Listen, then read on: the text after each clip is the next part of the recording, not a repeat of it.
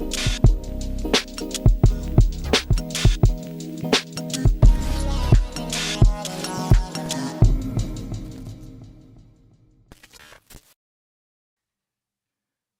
everyone to the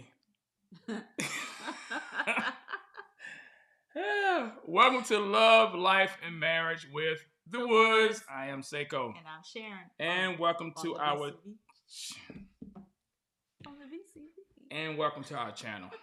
We're trying to get our act together. Some people don't know how to act already, as you can see. But anyway, welcome to the channel. Welcome to the channel. Please do the following. Please like, subscribe, share, hit the notification bell at the bottom of this video. That way, whenever we go live, post any content, information, things we want to keep y'all in the know on, you'll be one of the first to view it. Also, if you would like to support this ministry financially, you can do that by clicking the donation link information below. We definitely do appreciate those of you who have been supporting this ministry, this channel, with your prayers and your tangible gifts. We do appreciate it. This is how we're able to do what we've been doing. So we definitely appreciate that and love all of you for doing so. Facebook family, welcome. We see you. Welcome, Charles. Welcome to the live. Welcome, my brother. Facebook family, YouTube family. Thank you all. Moderators, thank you all. Appreciate that. Congrats on quitting. Yeah. Oh man. But yeah, thank you all so much for joining.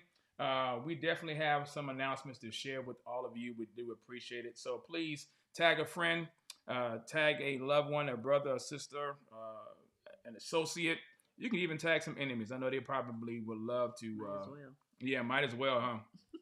I know I got quite a few of those.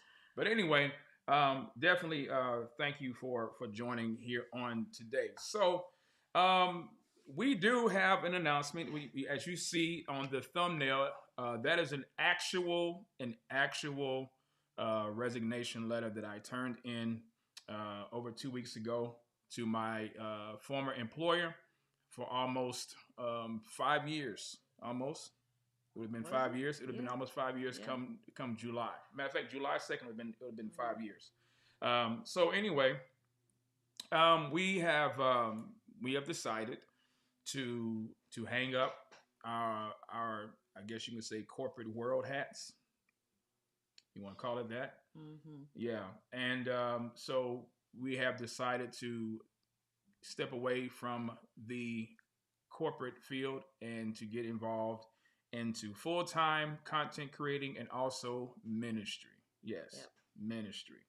And we'll share with you how that took place. We have been sitting on this for almost what? Almost a month now. Almost a month. But how long have we been, talking about it? Yeah, talking about it. How long have we been?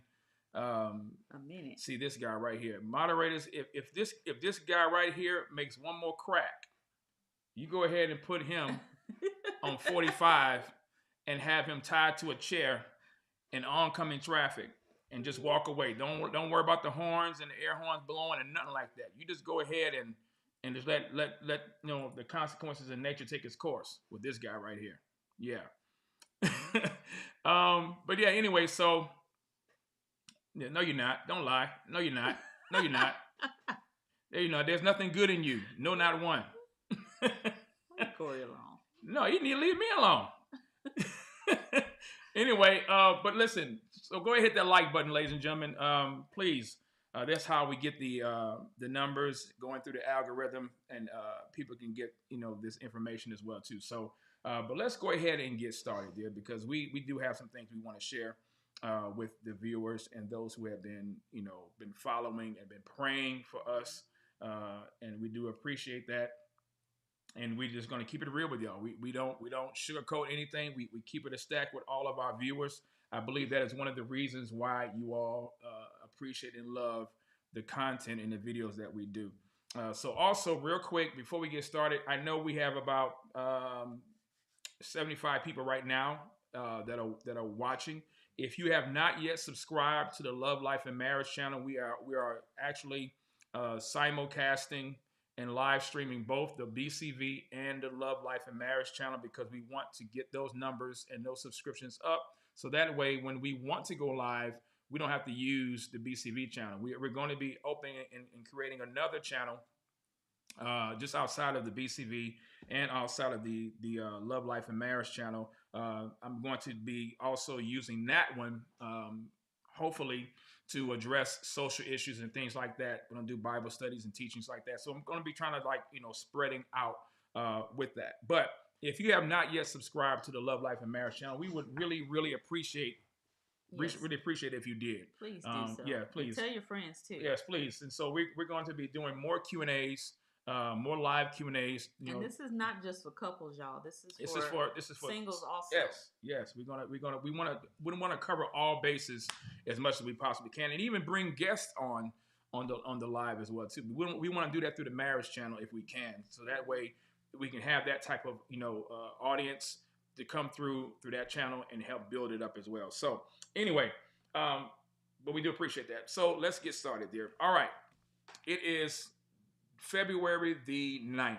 Mm-hmm. February the 9th.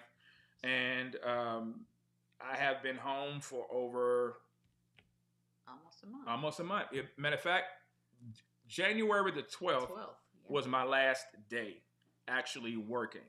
That was my last day. We made the decision. And notice what I said. I said we made the decision to decide for me to go ahead and hang it up and to come on home and to do what we believe the Lord is calling me to do. Now, who put the bug in your ear? Who put the bug in my ear? I wouldn't call you a bug though. You're a fine bug though. You're a ladybug. Come on now. Come on. Listen. Okay. So those of you who have been following our journey, right? How long? Matter of fact, put up a 1 if you have been following our journey with my wife working and then deciding to come home and then finally coming home. Let me know if you have been following us that long. Yeah. That way you can kind of where we're going with this, with the history. We're talking about probably 3 to 4 years. If you have been following us and have been tracking and just going with us and walking with us through our journey together. So let's see. Okay, yeah, look at them. All of them. Let me put some of these up here. Thank you so much, Amanda. Thank you, sister. You put your volume down, ma'am. You don't listen. Yes, it is. It was. I didn't do that. It was. You need to be paying attention. You need to focus. I didn't do that. Yes, you did. So look at all these people that have been following us. All right, man, that's what's up, y'all. We appreciate that. So y'all been tracking with us that long. Okay, so cool. Then y'all know basically we have been praying. Initially, my wife had started working. Hey, Tamika, good to see you, sister. How my brother doing? Cure for the Soul. What's up, girl? Listen, y'all need to go over to Cure for the Soul and subscribe to that girl channel. That girl is a beast. And she from the D2. What up, though? But listen, you need to go over there and subscribe to that channel. That girl has been putting out some crazy content on the Grammys and all that. I'm telling y'all. I mean, her numbers just went through the roof. It really has. And so congratulations to my sister. And this is what it's all about. Isn't it what it's about? Yes, supporting the body of Christ? Don't get me started on that. Okay. Yes. Well, we're gonna touch on it a little bit though. We're gonna touch on it a little. Yeah, because it ties in what we're doing. Okay. And by the way, we don't. Right. It does. Listen, we don't have a script. The channel is still unscripted, right? We may have thoughts and ideas, but we feed off each other. We give and go. You know what I'm saying? So anyway, definitely appreciate y'all. Thank y'all. Sheila, you said you are new. Yeah, but you've been following us for a couple of weeks, but welcome. So you're about to find out our little journey in just a moment. So anyway, y'all been following us. You know that my wife had started working. Give us the year so people can know. I started working in October of 2018. 2018. Mm-hmm. And what caused you? Prior to 2018, how long had you been at home? Stay-at-home mom and wife. Wife and mom. I have been home since 2008. 2008. Okay. No, 7. 2000. Because it was right before I had Madeline. Okay. Yeah, right before Madeline. Okay. And I quit my job then and came back home, and then 3 years later after Mhm. Malin was born. Then Kaylin came. Mhm. Mhm. So yeah, I've been home ever since then. So Okay. yeah. Okay. So now, what caused, or what were some situations and circumstances for for you to, or for us to decide for the time that it would be best and helpful for you to get back out into the workforce and to work? Well, we have been talking about it. Well, there were some financial needs Mm-hmm. that came up for Mm-hmm. us, for our household, Mm-hmm. and you Good to see you, asked bro. me, Mm-hmm. would I have a problem going back to work? Now, I appreciated that because you asked me. Mm-hmm. You didn't say get out there and get a job. You asked me. Yeah. And I said, no, I wouldn't have a problem with that at all. And so we put that on our little list. Yep. We made our prayer list, so to speak. Yep. And we would go to Starbucks. Yeah, we Starbucks. did. Yep, we did.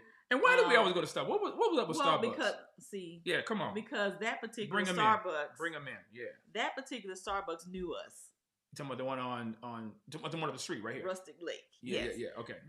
They knew us. The manager knew us. Mm-hmm. Anytime we walked in, hey, Mr. and Mrs. Woods, getting your usual today. Yep. They had our stuff fixed. It had it right. They would have it done. Yeah. Shout out to her, but I don't know where she at now. She moved up. So then when she left, the store just went. It just went down. Downhill from there. We don't even go there anymore. We don't. Because it's not the same. Yeah. We just get Starbucks. I don't even go to Starbucks anymore. We make our own. Yeah. We do. I mean, we got our little what is it called? A pod thing and curator. Yeah, whatever. You got that. Curating stuff, whatever you want to say. So anyway, and we started praying over that.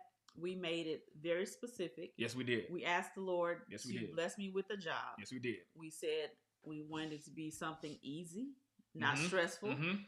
We said we wanted it to be close to home. Yep. We said we wanted it to be a smooth transition. Yep. What else did I ask for? Oh, the hours. I wanted the hours to be, commensurate to our family. Because we still homeschool. Yep. And those were just a few of the things that we prayed about and specifically asked the Lord to do. Yes. And I can sit here today in 2023 and testify that He answered every single request. Prayer. Every single request. Yep. He answered it. Yep, He did. He sure did. And even then some. Yep, He did. Gave me even then some. Can't even lie. I had the most chill job. Since you ain't working in no more, tell the family, tell the YouTube and Facebook family, tell social media land, how cush was your job, Miss Woods? I'm gonna take a sip right here. My job was so cush that I would watch the news when because I had to be there at 7:00 in the morning. Well, actually 6:45, but and my coworker and I, we were always, skating in, waiting when we were supposed to. But he understood that, and I understood that too. So it was no big deal. Soul, ain't it? It was no big deal. We weren't late. I mean, we never opened a bank late, so that was not the case. But she had a cush job. That's all I'm saying. I would watch the news on my phone. What did she do on your phone? I would play games on my phone. Play games. What? I watch TV on my phone. Play games, y'all. I'm out here hauling freight, and she up here playing games, and then the kids be like, "Mom, could you please do some work?" And she be getting on the kids, and they're like, "Mom, don't you want to be working?" She's like, "I'm just checking to see how y'all doing and stuff." Less than 15 minutes away from the house, y'all. Oh yeah, less than 15. Now probably 10 because if there is a DPS or law enforcement officer that may be watching this live, I have nothing to do with the speed and velocity that this woman that the Lord has given to me drives. I have told her, I have admonished her, I have lovingly rebuked her. Now this spirit has transferred to my other two daughters.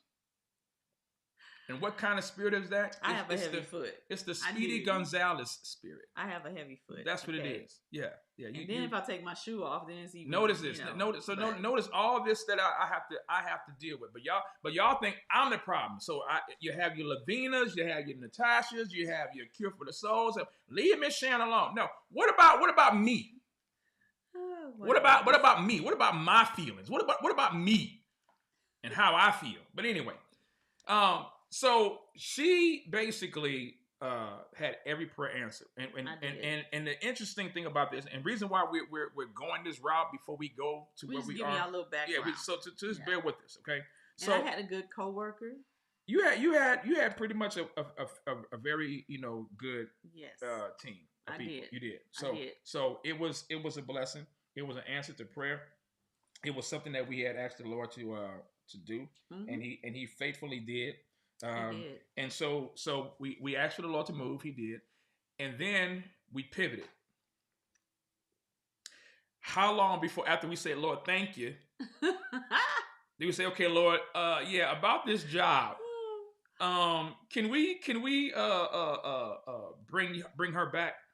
I would say it was at least 3 years in though. And so we prayed for me 3 to come or home. 2? No, 3, because we prayed for a whole year for me to come home. Okay. It was at least a whole year before I came because home. the goal was for her to come home as soon as possible. Once we got some financial goals. Once we got everything situated. And things situated, yeah, we wanted to make that happen. We so graduated too. Got those first 2. That was a huge break. Yes. That was a huge break. It really was. Because that means that the tuition went down because we were only paying for 2 instead of 4. Yes. So yeah. Yeah. And somebody had asked the question before we continue on. They said, Slave of Christ said, have y'all done a video on your homeschooling experience? Any good resources on starting the process, challenges, advice, time dedicated to it, ideal work schedule, or demand for husband and wife? That's a good question. Thank you. We have not really touched on it, we've touched on it. We never really we didn't dive into it. Yeah, and I think we need to. Yeah, that'll be a great idea. But yeah, there's a lot of resources out there. Absolutely, a lot of resources. Absolutely. And super chat. Let me see, Kevin. Thank you, brother. Thank you, man. Appreciate it. Thank you so much for the super chat. Appreciate that. Thank you. So yeah, be great. Good to see you, my brother. Good to see you. He got a new. Oh, he got a man. You got a new job, boy. Boy, that's what I'm talking about. Let me give it to you. Let me give it to you. Bear with. Here it come, y'all. Here it come. Congratulations, my brother. Congratulations. Yes, he has a new job. Oh, Congratulations. That's great. Amen. That's Appreciate wonderful. it, man. That's good. That is great. All right. So anyway, so back to the transition, right? We was talking about you working, and we prayed about coming back home, right? Pivoting up to us praying about me returning home. Yes, and we did this every day, and we did this every day. Every morning we would go to get ready to go to work, and so we just decided to say, okay, Lord, we weren't ungrateful, we were not ungrateful, but we just knew that by God's grace, He had allowed us to be able to. We prayed that He would allow us to transition and to bring her back home. Okay, because we believe that she was more effective at home than she would be, of course, being at work and trying to do all the home administrative stuff, and then school, homework. I mean, but God was good. But God was gracious. God gave her the grace to do that for the time that we did, right? But there was a transition. Okay, there was a transition. So we prayed, asked the Lord to allow her to come home, and there was some hesitation. I would say there was some hesitation that was going on because we wanted to be sure. Yeah. We wanted to be sure. And I would say it was on both sides, wouldn't you? Yeah. It was more so where we were trying to make sure that it wasn't any knee-jerk reactions of us, trying to just, get up, if you can use that term, get ahead of God. But I hope you all understand the spirit behind what we're talking about. Yeah. But yeah, so we did, and so I think my wife was like, okay, here's what I want to do. Here's what I think we may want to work toward doing. And so we talked about, transitioning and her, easing herself back home. So this is what she tangibly did. She would take her checks and she would act as though basically we're living off of mine. And I said, okay. So one day I asked her, I said, hey, I said, did you get your check? Yeah, I got it. I said, okay, you're going to put it in there. Oh, no. Remember I told you we supposed to be, I'm going to put it in and save it. I told him to put it in. I was like, Okay, so you we baking doing that now? Yeah, I said, we doing that now, huh? She's like, yeah, we doing So she treated it like, look, she treated me like, hey, look, okay, sole breadwinner you shall be. We gonna see how and ironically, in a strange way, it just started to work itself, like that. Now, we're not trying to give anybody any pie in the sky, story. But because of course everybody's situation is different. Thank you. Everybody's situation, household is ran differently. Yes. Everybody's debt is differently. Yep. So the worst thing some you people can like debt. listen. But the worst thing you can do is compare your family, compare your situation to somebody else. Number one, God says don't do that. Yeah. Stop comparing yourself amongst yourself, because all that does is create covetousness. It can create bitterness. It can create jealousy. Yes. It can create confusion in the household. I mean, envy, all of that. So don't do that. Yeah. Do not compare your situation to anybody else's. Thank you, sister, for the super chat. Thank you, sister. Oh, thank you. Thank you, sister Sheila. We appreciate it. Do not do that. We would tell y'all, make sure that you and your wife, you and your husband come to an agreement with how you are going to function and run your house. Because you know why? It's your house. It is your house. So if you're focusing on your house, focusing on what God has called you to do, trust me, everything will work itself out in due time by God's grace. And so for us, that's what we had to do, right? That was the other thing. What made her decide to basically pull the trigger on this thing and come home was what? I mean, you start doing the videos. I told you to start chronicling your videos. Well, yeah, but we already knew what was coming then. Okay, but I think we had my birthday. Was my birthday? You just that quit. Was my last you just day. quit. Yeah. So prior to that, what were you doing? When did you give your notice? In September. I gave them 30 days. I gave them a 30-day notice. I didn't give them 2 weeks because that was the type of relationship that we had, and I wanted to. And I know how hard it is to find somebody to replace you, especially in finance and that type of thing. Right. So I gave them 30-day notice. Yeah, she was in banking. She was in banking, and for them to find somebody else. Yeah. So she did that. So basically, let's fast forward. So she came home. Okay, she came home. So you said what? Mm-hmm. What was the tipping? Yeah, thing? What was the tipping? Yeah. What was it that you say? Okay, you know what? Oh Lord, I'm about to sneeze. Yeah, your tissue. You need one. Bless you. Here. Excuse me. Thank you. I don't need any tissue. Okay, but just in case. Well, I know for us during the pandemic, a lot of companies were making mandates and things like that. Yeah. I was grateful rather that my company did not. Yeah. We did not receive an email that said we had to do this or not. Right. But I could tell there was starting to be a shift. And then also there was some issues with, how do you say?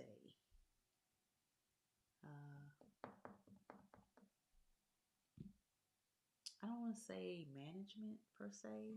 Just say personnel or whatever. I mean, but just some changes. Personnel. Yeah, it was just personnel changes. A lot of changes that were being made. A lot of requirements. Yeah.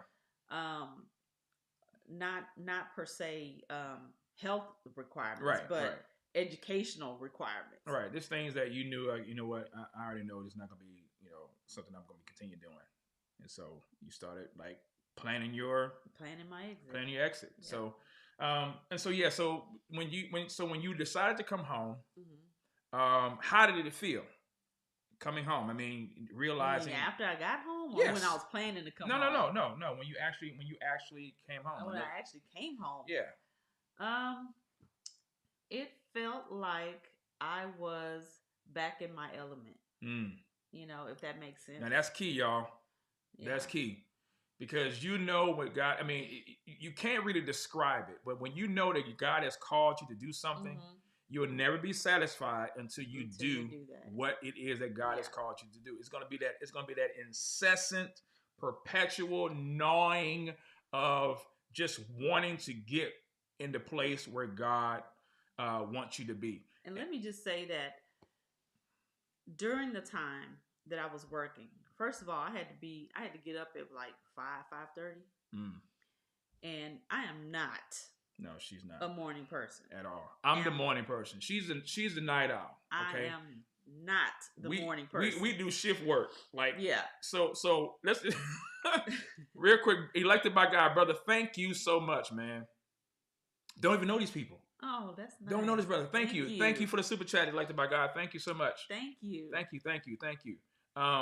But yeah, so he said that he had been following us for 2 years. Wow. Yeah, for 2 years, and he said he didn't realize how much we've been a blessing to him, and we really appreciate that. Thank you so much. Thank you. But yeah, so go back to your.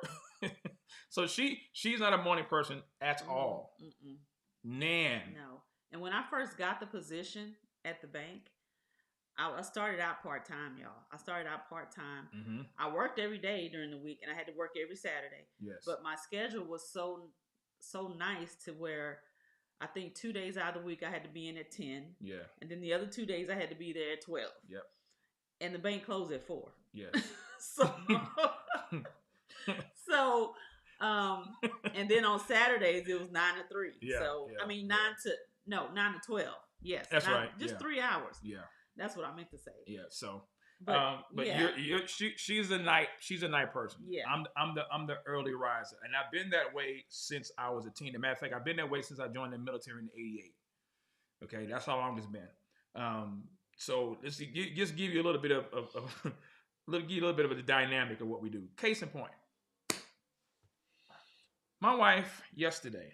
Oh boy! No, we're gonna talk about it now. We're gonna talk about this. Yes. Yes, it does. People need to know what kind of people they're dealing with, what? and what make us do what we do, what make us click, what make us function. So, okay, go ahead. She's the night owl. I'm the morning person, right? So, I'm in bed. I'm trying to go to sleep. Okay. She watched an entire season. An entire season. It was only 5 episodes, but it was that entire season for that particular show. It was only 5. See, you see that? That's how much she went through them all. It was like 7. See, okay, but not okay. So she watched it, and I went to sleep. She couldn't stop. I couldn't stop. Not only couldn't she not stop, but then she leaves the TV on. No, I turned the TV off last night. I did. I didn't watch King of Queens. I didn't watch any of that. I turned it off because it was late. You turned it off. You said last night. Mm-hmm. Last night. Yes. Key word. Last night. Okay. So any other night the TV is on, watching both of us, right? The remote is on her side of the bed, so I gotta do like doggone Mission Impossible and reach over and do all this stuff to get to not wake her up, although I'm woke up because the TV on. But anyway. See, you that doesn't wake me up. You can turn the light on. That's not gonna wake me up. I don't care. I'm not that easily. Yes, you are. You know. When I try to tip out the room, she wakes up. Well, yeah. Make that make sense. I do. That just. Oh, he listened to sermon audio. Sermon audio, man. Really appreciate it, man. You got some history with us then. But yeah, so I get up early in the morning, 3:30, maybe 4 o'clock, and it just for me when the house is quiet, I'm able to do. I'm more effective to do what I need to do in the morning. And I've been that way since I was a young teen. But so our schedules it overlaps a little bit, but when I'm tired, I'm tired. I mean, when I'm done, I am done. Yeah. But she can stay up, and then I'm like, okay, it's 2 o'clock in the morning. Why? Why are you up? You and then she goes to sleep and then act like I am so tired. I wonder why. When have I said that? You get up at what time? You get up. You go to bed at 2. What time? What time you I start don't go to getting? bed no 2 in the morning. What time you went to bed last night? It was like 12:30. No, ma'am. It was 12:30. No, ma'am. I know what time the last episode. Okay, went so off. what time you go to you on average go to bed? Midnight? Yeah. Maybe 1? Yeah. Because King of Queens and Everybody Love Raymond comes back on again. You didn't watch it earlier that night, and then it comes back on again. I'm like, okay, did you not just see this? But anyway, it'd be different seasons. So okay. So anyway, so back to what we were talking about. Now, you asked the question, what made me come home? She said, what was the bug that made me come home? Again, not a bug, but she was the one that was basically like, okay, now it's your turn. I'm like, my turn? What you mean my turn? I'm like, in my mind, ain't no turn. Okay, there's some things we need to do. There's some things we need to accomplish. Getting the shot, man. Getting the shot. There's some things we need to accomplish. There's some things we need to get done in my mind, right? Mm-hmm. And so she was like, well, all we need to do is this, and this. And then if we start on building up your channel and building up the marriage thing, and so she already has plans, right? And I had a problem with that. In my mind, I was saying, well, you know what? Maybe 2 years, give or take, right? Maybe 2 years. Then we can kind of like circle back on this conversation. I guess the Lord must have heard it. I guess he must have heard the conversation, because that's exactly what he did not do. So, fast forward to where we are today. So now, I'm working. My plan was to say 2 years, and we're going to, move myself into Exodus. Now, the goal was, what has always been the goal for us? Go ahead. Our goal was for both of us to be in full-time ministry. Why? Because we know, first of all, we know what our gifts and callings are. Mm-hmm. And we are more effective when we can give 100%. Yes. Versus us splitting our time between serving 9 hours over here, or you serving 12 hours over here, and being in the truck and not being able to, devote time to that. Yeah. There's a lot of times, I would ask you, okay, well, did you touch base with this person? Did you touch base? Did you call? Well, I haven't had time because I've been busy today, blah, blah, blah, blah, blah. Yeah. And then people would call you and stuff, and you can't really minister the way you need to when you're driving, because you got to pay attention when you're driving. Of course. So, but yeah.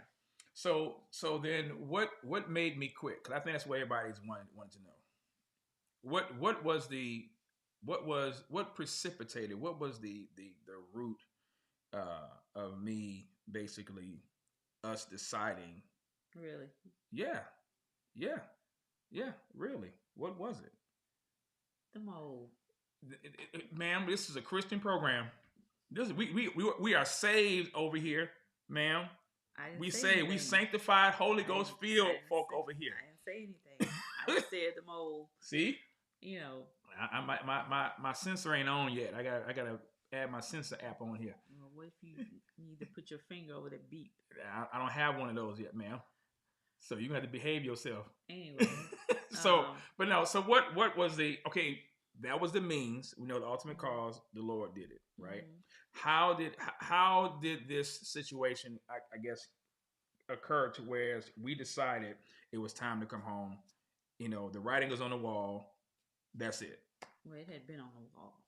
Okay, so why you say it had been on the wall? Because they kept doing the same thing over and over again. And which was what? Cutting your hours. Was it just a few hours? No. I mean, this was going from, let's say, 10 hours. Yeah, 45 from 55 to on 60, up. To 45. If that. Maybe. If that. Maybe. If they're merciful. And if they're merciful. Yeah. That and then the promising that they're going to give you this or they're going to give you that. Yeah.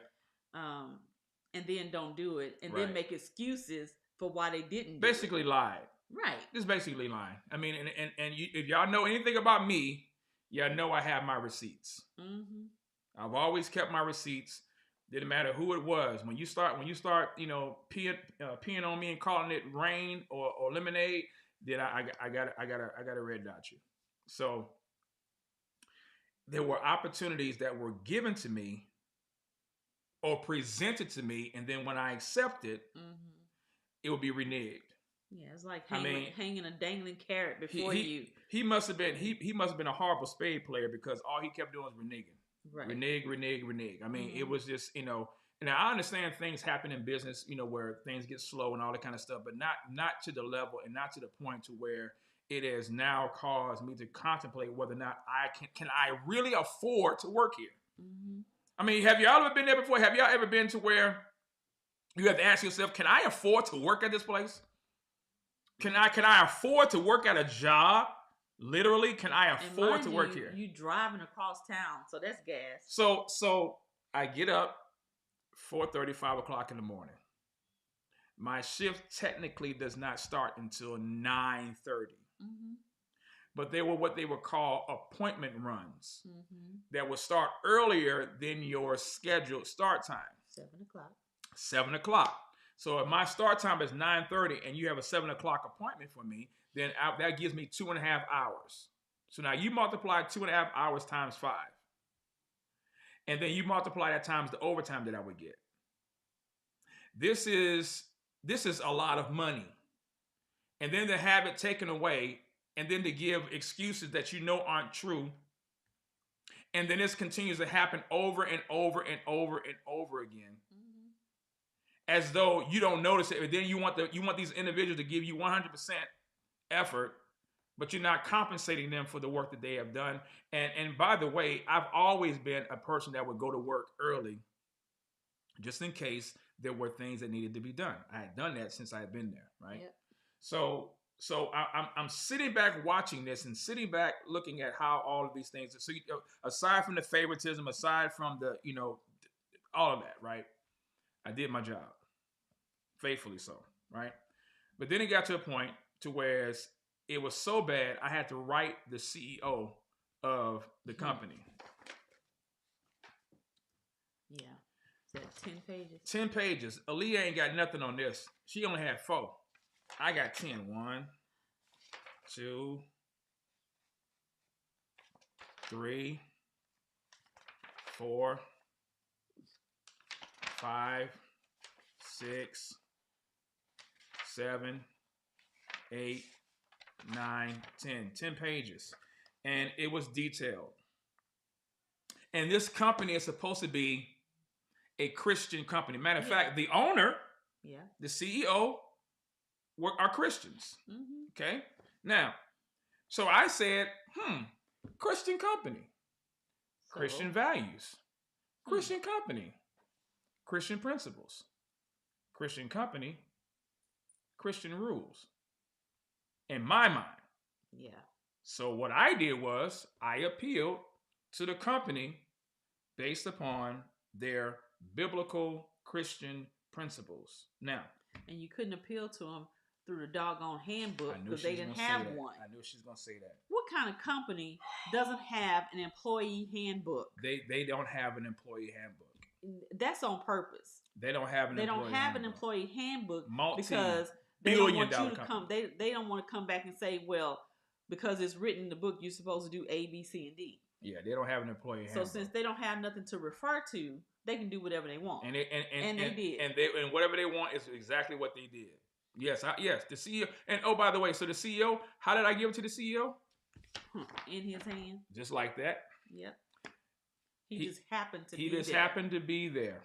And let me give you this. Now, this is funny because this was the same time you and I did our response to echoes and sound bites. Oh, that saying, oh no, it is what it is. It's okay. It's okay. It's okay. It is what it is. I ain't tripping about that. It was the same week. Matter of fact, the night before, I had to see the CEO who came to the company. he basically made a visit to the company to tell about how the company was doing and things like that. I said, okay, well, there's no better time than the present for me to give it to him. So what I did was I started that Sunday to write my statement out. I had it finished and completed. And while I was doing that, my wife and I had wrote up our response to those people, aka the mob. And that morning, we went to bed at 1 o'clock that morning. We did it. We started at 10 o'clock and finished at 1. I got up at 4:30, left the house at 5:30, got to the job around 6:30. Gave this letter to the CEO. He was surprised, and so were the people because they didn't think I was going to do it, but I did. And so one of the things I said was, I gave scripture because I was stating issues that were unethical, stating issues that were just wrong. It was demoralizing, and I laid it all out. And this is in March. This was in March of 2022, so last year. That started happening around January, February of 2022. Yes. So, y'all, this didn't just happen overnight. No. This wasn't a knee-jerk reaction to something that just happened one time. No. This had been happening for over a year ago. Matter of fact, it even started happening before they changed managers because I had to write up a statement of complaint to HR when she was there about how they were treating me and things of that nature. So I just documented everything. Documented it all. And so what I did was I cited 3 scriptures, Colossians 4:1, masters, provide your slaves what is right and fair, because you know that you also have a master in heaven. Colossians 4:1, Matthew 7:12. So in everything, do to others that what you would have them do to you. For this sums up the law and the prophets. Luke 6:31, do to others as you would have them do to you. And then I quoted the CEO's words to buttress how this is supposed to be a company that values all people, including their associates, i.e. their drivers. And so he said, quote, I would say that the single most important key to our success has been the philosophy that my grandfather operated the company on, and the philosophy that we still embrace throughout our company today. This philosophy is to take care of our people, who take care of our customers, who take care of our future. End of quote. And that wasn't happening. Now, this is I'm not blaming the president or the CEO because he's not everywhere to see what goes on. But you're responsible for your company. And if there are things that are not right, i.e., like you say, you don't have a handbook, then how are we going to hold people accountable? But you want us to be held accountable for things that we don't have any documented, rules to stipulate and hold by. But anyway, so this is a 10-page letter. I'm not going to read it all here. But my point was, in light of that, they caught wind of it. They caught wind of it. Management caught wind of it. I mean, it basically spread throughout the whole company. Locally, within what, 24 hours? You got a call from HR? 24, 48 hours. 48 hours, maybe 1 to 2 days. Yeah. Contacted me, basically telling me, that whatever their location, whatever our location stipulates, because there's no handbook. They have the right to do whatever. They have the right to cut your hours. They have the right they have the right to keep you under 40 as long as your benefits, as long as your full-time status is not affected. But that was not the culture at the time, right? No. And we weren't living extravagant or nothing like that either. No. We weren't, right? I'm just making sure that that what I have is what I'm supposed to be, working with. I mean, I'm a driver. I'm a truck driver. I have all these endorsements. So why should I struggle over here when I can go somewhere else? And I'm not the only one. There are a lot of people who have done that at that location, at that company, who have quit because of mismanagement. And or the lack thereof of personnel. Mind you, these individuals are probably in their 20s, maybe 30s. Yeah, mid-30s, give or take. Maybe. That. So, yeah. So what made me decide? What made me decide to leave? What made us decide to say, you know what? This is it. We don't have nothing else here. I mean, it's pretty much then ran its course. It's pretty much where we need to go ahead and do something else because this is not working. Okay, so... it was one morning we had matter of fact, my wife and I don't know, could you please tell her this? Thank you. So this was what would cause us to say it was enough. So every morning, my wife and I, we pretty much talk. I mean, all the time, right? So that morning, I'm on the phone with her. I'm doing my. And this was on the appointment run. Okay, remember I told you if they have appointments, early appointments before your start time, I was doing that. So all of a sudden, the manager comes up to me and says, "Hey, where are you going today?" I said, "I'm going to such and such. I'm going to my appointment." He said, "Yeah, I'm not gonna be able to let you do it. I have to get it to so and so, so and so." Just I mean, and she was on the phone. Just took it right out of his hand. She was on the phone when this had happened. And this wasn't a one-time thing, y'all. So I want y'all thinking that this is a one-time incident. Oh man, they tripping. He left his job because of one thing. No. Nope. This 10 pages, y'all. 10 pages. 10 pages. So I said, okay. He said, well, can we talk in the office? I said, sure.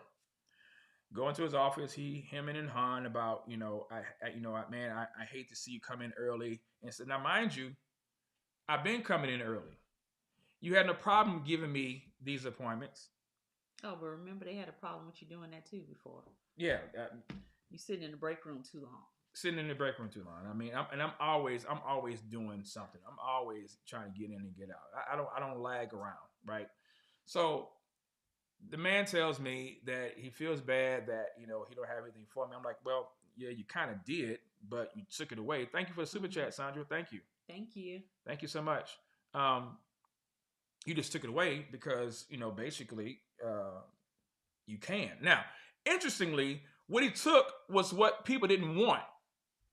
These drivers didn't want to do the work that I was doing. I had no problem. It's called hooking up sets. And if you know anything about trucking, it's where you have two 28-foot trailers that are connected together, and you would have to hook them, take them to the location, unhook them, and then hook up another set and bring it back to the terminal. I had no problem doing that because it was 2.5 hours of extra time, extra money. It was all good. Mm-hmm. Had no problem doing it. I didn't. So all of a sudden it gets taken away. And this was a consistent thing. You promise it to me, then you take it away. Promise it to me. And oh, by the way, I got the text messages to prove all of this. Mm-hmm. This is not just hearsay. So there was the particular position or the route was up for bid. I said, okay, well, he brought to my attention. If you want it, we just got to go through the process. But most of these guys, he said, are going to want it. So most likely you're going to be doing it. So I'm just going to let you start doing it. And I was doing it. The person that was in front of me, he decided to quit. He quit. I sent the manager a text message. I said, so is it safe to say that this position is mine now? Not yet. He texted me back, not yet. I'm like, wow, okay. Just games, right? So that on the 12th of January 12th, going to the office, like I said, my wife was on the phone with me. We were talking. He takes the assignment, the route that was given to me, and gives it to somebody else. And my wife basically was like, you know what? You don't need to keep doing this. I said, are you thinking what I'm thinking though? She said, yeah, I'm thinking what you think. She said, I've been thinking what I've been thinking. I said, okay. I said, and what is that? Because I want to hear her say it. I said, and what is that? And what did you say? I said, it's time for you to get out of there. It's time for you to get out of there. And then what? And what did I say to you? I said what? I don't remember. I said, are you sure? And I said, why? I said, why are you saying this? I said, why are you saying this? You always ask that question. I said, why are you saying this? Mm-hmm. And what did you say? You have to be paying attention, dear. I have to interact with the people right too. I can't type over there. Okay. But what did I tell you? I don't remember. Okay, maybe I just talk to myself. I'll just do that. So here's what I told you. I asked you, were you sure? You said yes. I said, thank you, Sister Sandra. Thank you so much. I said, okay, financially, where are we? You said, well, we have this, and then when you leave, then we'll just bid on what we have from what you get back. Mm-hmm. And I said, okay. I said, but now you do understand that I'm leaving. And you said, yeah, I know that. And she like, well, yeah, I know that kind of thing. Yes, and so now we both agreed because we saw how this thing was just playing out. Here's what we're trying to say to some of y'all. Some of you all know that God is using situations to frustrate you, like He did with me, because sometimes we won't leave until He makes us leave. Right. And that is what He did with me. He That's basically what He always does with us. Yeah, He basically forced me out, but He used this situation consistently to say, okay, you know what? Okay, because like my wife was saying, I know what I'm called to do, and I know how effective I am when I'm in my element and in my lane and I'm in my zone. And then I would see things go on in the world. I would see people put up content, and I'm like, man, I don't have time to do that. Yeah. I don't have time to do that. Even if I wanted to, I'm working 12 to 13. Matter of fact, I'm up 14 hours a day, and I'm driving for 12. Yeah. That's a lot of time, right? So I'm looking at what I would desire to do, and then at the same time, I'm like, you know what, Lord, maybe I should, maybe I should. But then I'm like, no, not yet. I'm not sure. You said, okay, we'll start thinking about it in a year. I did. We'll plan for a year. Yes, I did. And the Lord was like, Right. I mean, nope. he shook it, and so here's what happened now. So when we made the decision, ladies and gentlemen, here's where it starts to get good for y'all. And thank y'all for your patience. That day, when we decided that it was time for me to come home and to plan my exit, and I said, we both said it. I said, you know, I'm done. I'm done, right? I'm done. He said, yeah, all right, we're done then. Later that day, I get a call from our church. Our pastor secretary wanted to, my pastor secretary contacted me and said, you know, Pastor would like to meet with you. And I'm like, meet with me? What do you want to meet with me for? You know, not in a negative sense. I'm like, what do you want to meet me for? Now, ironically, he and I had conversations, you know, at our men's breakfast, which was a wonderful, excellent ministry, man. I'm glad that I'm able to, you know, be around other real godly men and have real conversations at the church that we attend. So so I'm at work. A few hours after me and wife decided that I'm going to come home, I get a call from the church. The pastor said he wants to meet with me. When will you be available? When will you be available? Now this is the 12th of January. I made the decision. I decided that I'm coming home. That's it. That is it. But you were still at work, right? I was at work. I was driving. I was at work. I was in the truck when I got the call. I was in my truck that last day. I was in my truck, got the call from the church. Pastor secretary contacted me, said that the pastor would like to meet with you. When would you be available? I said, this is what I said. I said, well, right now I'm at work. I said, I don't have any time throughout the week. I said, I'm available on weekends. She said, well, let me call you back. Let me get with the pastor and see if he's available. When she did that, I got off the phone, and I don't know if I called you or I texted you or something, but then I said to myself, so wait a minute. I said, I just said that I'm done. So if I'm done, then I'm done. So when she called back, she said, well, will you be available on Saturday? I said, yeah, I'll be available Saturday. But then something came up. He had a funeral he had to attend to. And so I said, well, tell you what, I'll be there that Monday. I made the decision right then and there to take my personal time, because right then and there I said, you know what, Lord, this I'm not even going to be effective knowing what I know now about this place. Mentally, I'm not going to be there. I'm not going to give my all in driving. And driving trucks is no joke, ladies and gentlemen. You got to be mentally aware of what's going on. And so by God's grace, you know, that I've never been in any accidents or anything like that. But mentally, I was already tuned out. And I don't know if you've ever been there before. Have you ever been there where you know, when you're done with something, you're done? It doesn't matter whether we give you a raise. I'm done. I'm done. It's like none of that matters. None of that matters now. I'm done. It's like you can't pay me enough. You can't cajole me enough. You can't talk to me enough. There's nothing else for us to talk about. And here's nothing. I'm not even angry. I wasn't even angry. I was like, okay. So I said, let me take some time, get some counseling, and I did.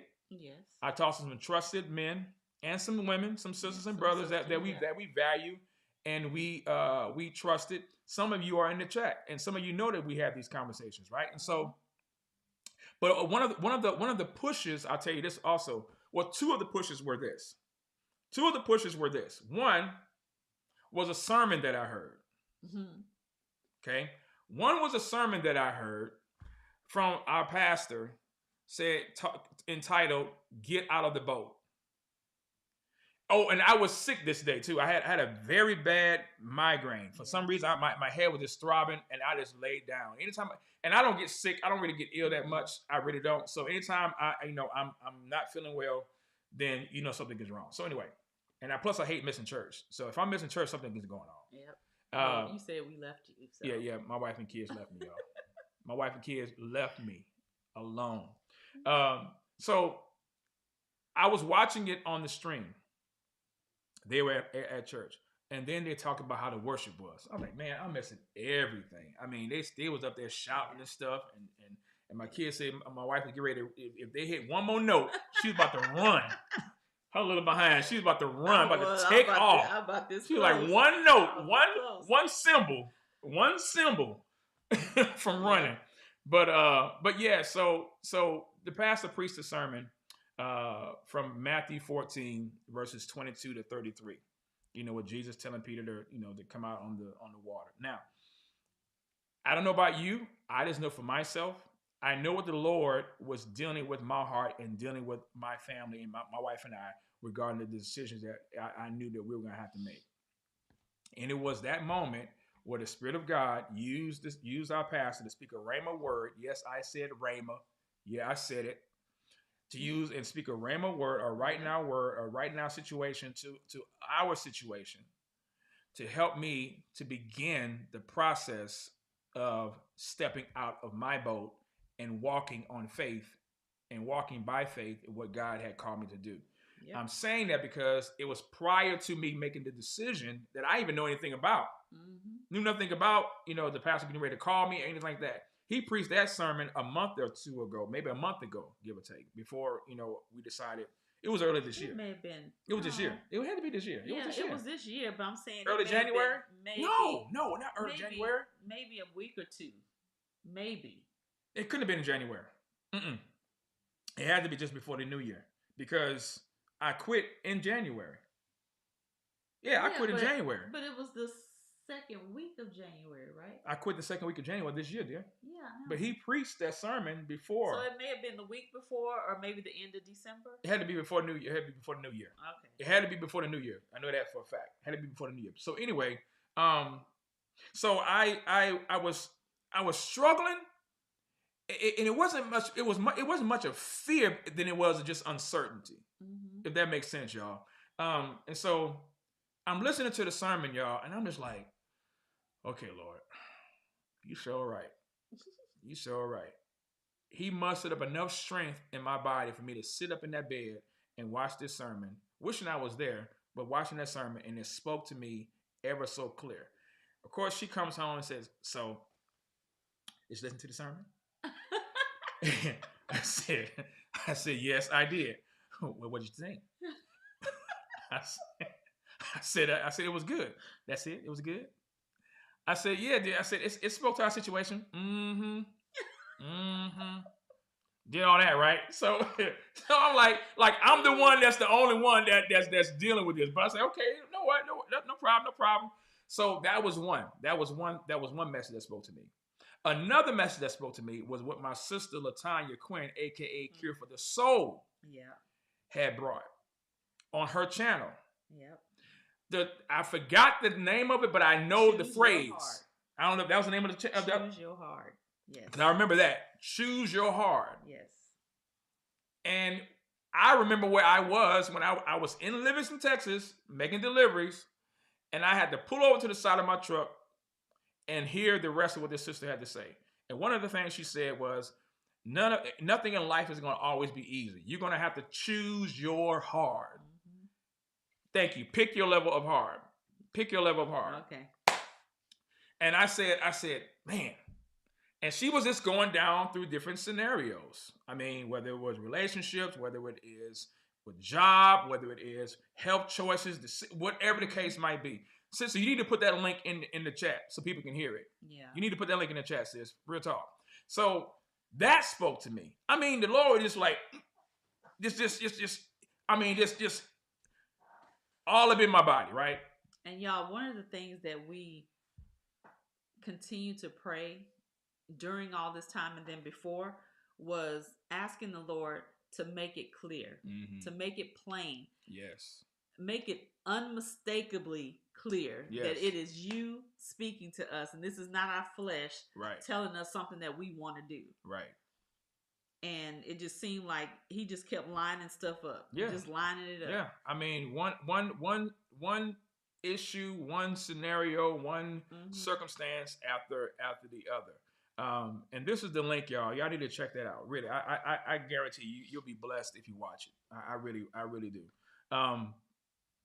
So anyway, those two messages, those two words were an encouragement to me. And in fact, let me see if I can share my screen with you all, and I'll let you have a listen to what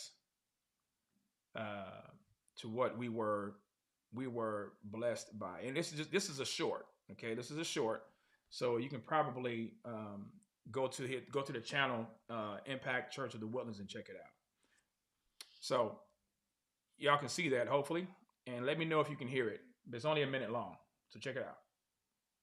If you don't get out of the boat, you will never have an opportunity to see the power of God work. You will never begin the ripple effect. It will never have this continuous undulating movement outward to impact those around. There must be a moment, an event whereby you move out by faith and allow God to use you for his glory. You got to get out of the boat. So often people say, well, you have to explain and break it down and tell people again. No, you know what it means to get out of the boat. You know what it means. If you're seeking employment, let me tell you something. Don't think it's going to come and knock on your door. No, it is not. It's not coming and knock on the door. If you need a loan to get your small business going, let me tell you something. Nobody's going to come knock on your door. Just, hey, I got a space I want to rent to you. No, it's not going to happen. Getting out of the boat says, I'm going to seek, I'm going to. If you don't get out of the boat, you will never have an opportunity to see the power of God. So that's the let me go back. I lost my train of thought. All right, so that's the sermon. That's a portion of the sermon, and that's just to whet your appetite. But you can go to Impact Church of the Woodlands and type up you got to get out of the boat, or get out of your boat. And I'm telling you, that just like just blew the hinges, off for me. So when I made that decision, yeah, I believe it was, sister. I absolutely, I believe it was. I believe it was. Hopefully I'm talking to a sister. But I believe it was. I believe it was my confirmation. And again, this is why I asked one of the questions in the description.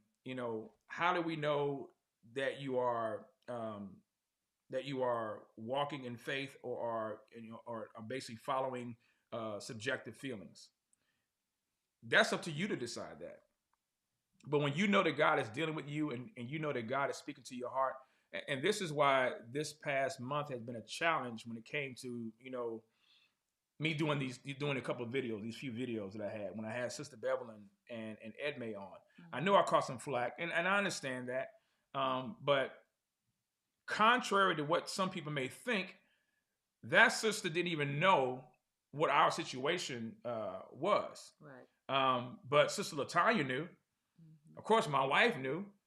And a couple other brothers and sisters knew what God was dealing with me about. And so all I can say was, okay, Lord, you know what? It's time for me to make that move. It's time for me to make that move. And here we are. So now we haven't even gotten to the good part yet. Here's the good part. So we made the decision. The pastor, I met with the pastor, and we talked. And make a long story short, he presented me with an opportunity because our church is growing, and they're planning on making different changes and planning another location, ironically in our area. Ironically in our area. Yep. And so he asked me, would I be interested? Matter of fact, he first asked me, what are my plans? Do I plan to be in any type of full-time ministry? I said, my desire is to do that. I said, my wife and I, we do marriage ministry counseling, things like that. I have a channel. We do all that kind of stuff, right? No, it's called Impact Church of the Woodlands. Impact Church of the Woodlands, but yeah. I think you, and if not, I have to look at the link, but it should be, unless they took it down, because sometimes they take it down. Maybe you can find it. But it should be Get Out of the Boat. I think that's what it's called. But Sharon's gonna try to look it up. Oh, okay. You say okay. But so anyway, so I'm saying this to some of you because I know with all the craziness and all the the weird so-called prophecies that go on. No, we're not to believe every spirit. Matter of fact, that's what John tells us in 1 John 4. Do not believe every spirit, but test the spirit, whether they be from God. And he doesn't say test the spirit by the spirit. No, he says just test it. To see whether they be from God. Why? For many false prophets have gone into the world. And I'm not saying that the word of God is not complete. Y'all know me well enough to know that it's not how I get down. But you're not going to convince me. You're not going to tell me that God does not use people to speak to his people. In some weird shape, form, or fashion, he does. I will say this as well. Remember, I did a lesson on Charles Spurgeon and him prophesying to people. Now, we have no problem with Spurgeon prophesying to people when the canon of scripture was closed. And these people knew exactly what this man was saying was true because it was for them. And all I'm saying is that know when God is dealing with you, know when God is speaking to your heart, and know when God is bringing someone in your life that you test it, that you don't just take anybody's word. No, you test it. You test it with the word.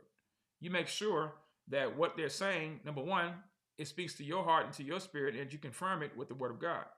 I couldn't find it. Couldn't find it. Okay, don't worry about it. Because I don't think it's labeled under that. It may be under the ripple effect. Yeah. Look under the ripple effect. It may be under one of Look those. under the ripple effect. It may be, it's because he did a series called The Ripple Effect. Yeah. Oh, did Proverbs find it?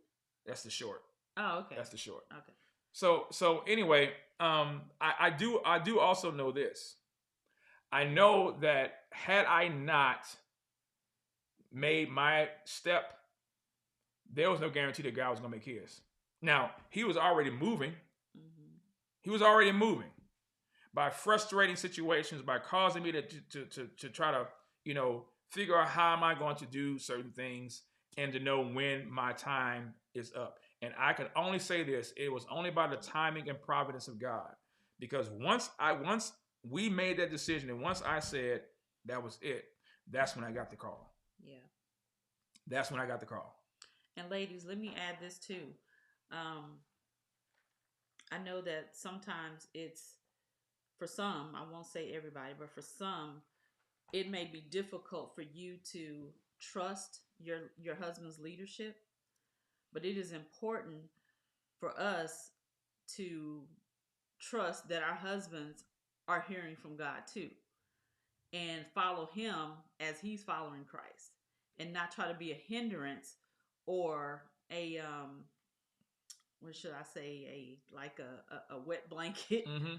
Mm-hmm. When he tells you what he knows God is telling him to do.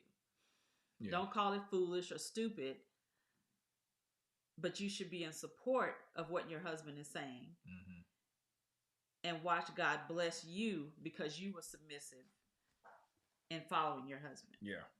I would say also, so what does this mean for us? what does this mean for us? Because I know some people have questions as well. So what are y'all gonna do now? How are y'all gonna make it financially, things like that? God has been providing. God has been providing. Again, this opportunity that has presented itself. I didn't go looking for it. Right. I did not go looking for this ministry position at all. And we still don't know. We still don't know what the Lord is going to do, but we know it has been presented to us, presented to me, or whatever. And so, we're in the process. We're in the planning, stages of the process for us to get things going. I would say this: by God's grace, there is no fear in my heart. I mean, none. Yeah. I can't explain it. I can't even articulate it. Mm-hmm. Other than God will give you perfect peace whose minds is stayed on him. Isaiah 26:3.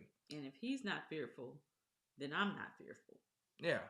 And someone asked the question, what is the position? Did you mention? I didn't mention it. It's executive pastor. Executive pastor. And here's the interesting thing as well. It didn't matter to me whether I would be pastoring or being in a pastoral role. I just wanted to serve, and that was it. Yeah. And so I say that because in my mind, I'm like, hey, look, I'm good doing this right here, doing stuff on the side, whatever the Lord wanted me to do. But I knew I could not be effective being in that truck for as long as I am and still do what the Lord. I mean, he had to do this. He had to do this, and he is. He is. Thank you, sister. I appreciate it. Good to see you. Yeah, I know, huh? But yeah, so I'm really just going with God's flow with this, and we'll keep you all posted as things progress. But I wanted to share this with the body of Christ. With some of y'all been wondering, like, how is it he's putting all these videos out? Have y'all been noticing that? I mean, did I tell on myself that it was like, what's up with all these videos? Somebody said, "What's executive pastor?" That's a good question, Pastor. Pastor, I'm not the lead. It's just a title, y'all. And I understand. Trust me, I understand. You said the notifications were popping off. At least yours was.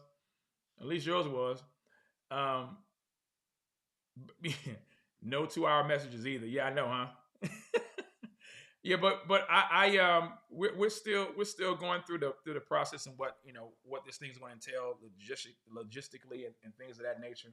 But yes, it has been asked for me, presented to me to consider, and so I believe this is where the Lord wants us to be. We have been blessed by the church, and we really have. Yeah. We have been blessed by the church. I mean, our family actually enjoys and loves going to church because the worship is just crazy. I'm not saying crazy bad. I'm talking about crazy good. Mm-hmm. The message, of course, is on point. I mean, we enjoy being in the fellowship. Yeah. We really do. And we have been praying for that as well, too. We have been praying to be at a place where we can worship God freely and hear the word of God and not have to worry about us saying amen or being people looking. I mean, we're free. I don't know if y'all understand. I don't know if y'all understand what I'm talking about. Hopefully, some of y'all do. We don't have to clap like this. Yeah, I mean, it's. I mean, people are free to worship, and that was one of the things the pastor talked about in our new members class. He's like, man, look, we want people to be free to worship God. Mm-hmm. We don't want no dry dead, and you ain't gotta be manufactured. We ain't talking about that. But we're just saying that people, you don't know what people are going through. And the worship team, they're just, man, they're phenomenal. They really are. And I just am blessed and grateful to God to be able to be where God wants us to be. And again, we don't know all of the details, but what we do know is that this is something that God is doing. And we're definitely pleased and grateful for that. Now, some of you all have asked as well, about ministry and about how we're, some people wanted to support and look, I'll say something else. walking down the aisle with Tanya. I've already stepped into the aisle myself on a few occasions. Y'all know what it's like. Y'all know what it's like. So, but some of you have asked and want to know how you can support. First of all, thank you. First of all, thank you for even asking that, because it does take money to do ministry. It takes finances to do what God has called us to do. And so the links are still located below at the bottom of our videos. You can always support the ministry that way. What we are going to be doing, we're going to try to have online counseling. Of course, privately for those who want to have private counseling, but we're going to start branching and moving that out. Because we know people have been emailing us. As a matter of fact, one brother has mentioned earlier, have been wanting to have counseling. This is what we're also saying. We don't want to take you away from your local church. Yes. We're not sheep herders. Okay. What we want you to do is go to your local fellowship. Hopefully, and this is where this is the problem. A lot of churches don't have biblical counseling at all, and a lot of the leaders either they're not equipped, but they should be. It should be, yeah. Or they'll just blatantly tell you we don't do that here. Right. And they send you off somewhere else. And that have been said. I mean, people have been basically just sent off, like my wife just said, to other ministries. If you are giving your offering, and if you are giving your time and resources to your fellowship, to your local church, then they should be able to counsel you. That's supposed to be what is taking place. Mm-hmm. But I know in reality that's not always the case. I know that's not always the case. But I would just say that we're here for the body of Christ, so we're not gonna turn anyone away. We're gonna always point them to number one, the scriptures, and also help them to find a ministry or a church that is going to serve them. But we know that people have needs. We know that people are looking for answers, and so we want to use the ministry that God has given to us to be able to be a blessing to those of you. So those of you who want to do that, our email information is still on our channels. If you have not subscribed to the Love, Life, and Marriage channel, we would encourage you to do so, because that is what we're trying to use to push and to create more content and to have more viewers to follow that channel. So that way we don't have to do these simulcasts, and the subscribers and the subscription base could be going toward that channel as well too. Of course, BCV, most of y'all are coming from that my original channel, but we want to push the marriage channel as well too. And it's not just for married couples. It's love, life, and marriage. Yeah, so if you're single, if you're no longer married, if you're divorced. We want to cover all of that. Yeah. We want to cover all of that. And since you said that some people prefer counseling with you both as opposed to someone else. Yeah. Yeah. But yeah, so that's what we want to do. Okay. We want to be a blessing to those who have been a blessing to us. And so, that's what we want to let y'all know. I don't know what else you may have just to share, because I've been doing all the talking, but go right ahead. Speak from the heart, dear. I didn't know if we were going to talk about or touch on, I know you mentioned briefly the website. Mm-hmm. I didn't know if you want to talk about some of the nuances that we plan to have on the website. Yeah, go ahead. Yeah, we're still working on it. We had a brother trying to we got somebody working on it for us. Mm-hmm. Like Saiko was saying, we want to have a section there for counseling, mm-hmm. For men, women, couples, singles. Yep. Do all of that and have that under one umbrella. Yep. Then have also, we had talked about having classes, mm-hmm. Mm-hmm. either pre-recorded classes, that can be downloaded. Yep. And yeah, so we talked about that. The other thing was, you didn't bring your notes. No, I didn't, because I didn't know I was going to go into it. What else did I say? It was a whole list of stuff. Mm-hmm. It sure was, because you wrote them down. You had them all in your little links. You got to have a link of different ministries on the channel and stuff like that. So the counseling would fall under. Thank you, Brother Tavares. Thank you, man. Thank you, brother. SNS Appreciate you, Music. sir. Oh, thank you. Yeah, SNS Ministries. Yeah. That's going to be the counseling umbrella for that. So there's a lot of things we want to do. So please be patient with us. I know, like with the BCV merchandise, we're trying to find another vendor. We gotta find another vendor. Because most of our hats, that has been the draw, and so we want to create more designs. We want to create more merchandise. But for some reason, for the past year or so, the Teespring vendor that we have, they just stopped distributing. They have some kind of rules.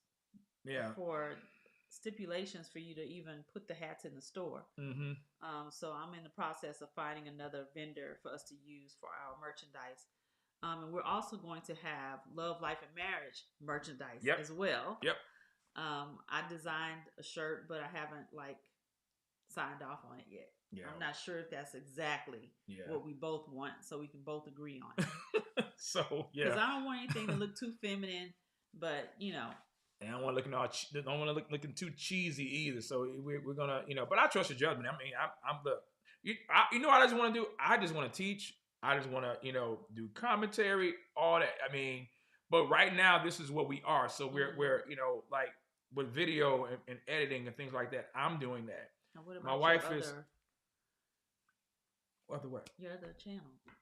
We haven't brought it up yet. It's not launched. No, because I got to change the name because there's somebody else that has that same name. So I want to. Really? Yep. Oh. Even though they don't have a lot of views, but y'all know how that is because somebody took my stuff, tried to lie anyway. But anyway, y'all know how it goes. But Robert said that earlier. He mentioned that earlier. Yeah. Hey, you know what? Let me know, Corey. Yeah, we need to find one. Seriously, we do. We need to find another. Oh, okay, cool. Yep. But yeah, so. That's what we're trying to do, brothers and sisters, ladies and gentlemen. We just want to be obedient to what God has called us to do, and we ask for y'all's prayers. We ask for your support. We're not gonna be ashamed of that anymore. At least I'm not. I'm not gonna be ashamed. My wife is like, look, we ain't pimping nobody. No. You know what I'm saying? Nobody that we've been recommending are pimping anybody. Ain't no grifters over here. You know what I'm saying? But it's a labor. It's a labor of love, and it's also an issue of time. And devotion. So if people have been blessing you, then you want to be a blessing to people. Matter of fact, Paul even said that. He says, if I have sown spiritual things unto you, is it wrong? Is it bad? Is it a sin for me to reap the physical blessings from you? So it's a reciprocity there, and I think we need to always be mindful of that. That when we have people that are doing ministry, whether in your local church, if you're following people's channels and things like that, man, support God's people. Yeah, and see, we were supposed to touch on. Go ahead, you got a few minutes. Go ahead, come on. Touch on that. Talk about it for just a split second. Go right ahead, dear. Go right ahead. Now, ladies and gentlemen, before she goes there. The thoughts and opinions by Miss Sharon Woods does not necessarily reflect those of Love, Life, and Marriage of the Woods or the BCV channel. Yes, they do. Yes, they do. Okay, y'all. We are brothers and sisters in the Lord, right? I mean, we are. Mm-hmm. So you would think that each of us would try to uplift, encourage, and support one another, right? Yeah. You would think that, right? True that. So why is it so hard in the body to have to we're acting like crabs in a bucket? You want to give them an example? Go right ahead. Well, that has been the struggle that I've been dealing with for I don't know how long. I mean, to be honest with you. You ask someone to. Again, this is. I mean, he ain't the only one. This person's been. Yeah, but I'm saying just in general, even you ask someone to put you in touch with somebody else because you know that person has been in touch with this other person because you have something that would probably be beneficial and the platform that they have is big enough for you to be on and to support to get the message out, especially when this person is asking for people who have the kinds of qualifications that you have. So Jason Whitlock he basically went in on the viewers and said that he blames, Jason Whitlock said this, he said he blames comedians and preachers. I don't know why he said comedians, but maybe because of the audience and the influence that they have. So he said he faults preachers and comedians. And particularly black preachers. That's what he said. Black preachers and comedians for what we see going on in our society amongst our people. Because the influence that we have, he said we should be doing more to better our people than for them to be, in the condition that they're in. And that resonated with me. I'm like, well, excuse me. Over here, I'm a black preacher, and I feel you. I want to be able to bring what God has called me to bear and to speak it in the spheres and in the realms that He may cause me to be. Right. So I know some people who know Jason Whitlock. Right, and every individual that I reached out to. There was an excuse. There's an excuse. I mean, and I'm just being real. Listen, y'all. I'm not hating. I'm not clout chasing. I'm not angry or nothing. It's not even about that. It's not even about that. It's just common decency for brothers and sisters to want to uplift each other. We are all trying to get to the same goal. We're all trying to bring other people into the kingdom. That's what I thought we were doing. But it seems like folk would rather hoard their success instead of sharing it with their other fellow brethren. It's the crab in the bucket mentality. Let's just call it for what it is. And again, for me, I'm just speaking for myself.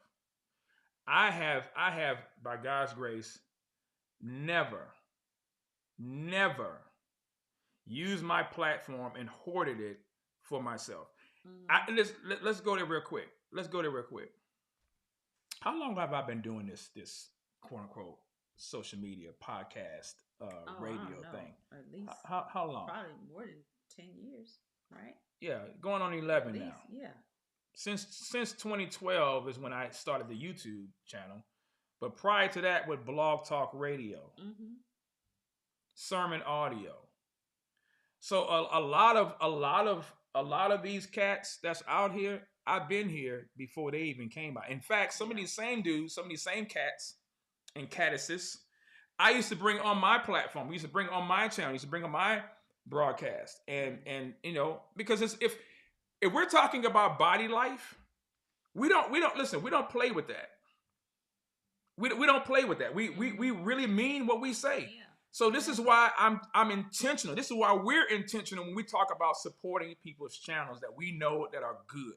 You know what I'm saying? Like Latanya, like Corey, like Dinah, like Christina. You know what I'm saying? People that like that Christian fam and like Chelsea's Live Line. I mean, people that we have have either interacted with, have been following their stuff. They've been following ours. It ain't no click stuff.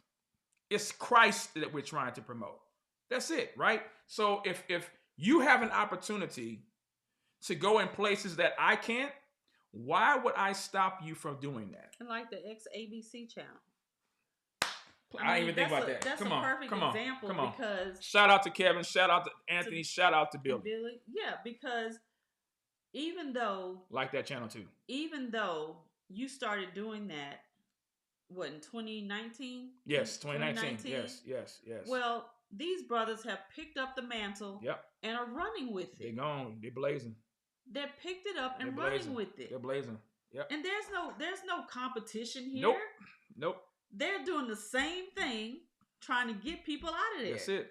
That's the bottom line. That's the goal. And they should be more so because they were in it. I'm an outside dude. I mean, I was doing this stuff because I saw an issue. I saw what God had called me to do, and I dealt with it. And I'm doing a little bit of it still now. But them brothers, they're the ones that's running with this stuff. They were in it. Yeah. So they've involved in that. They were involved in that cult. So why would I be like, man, shoot?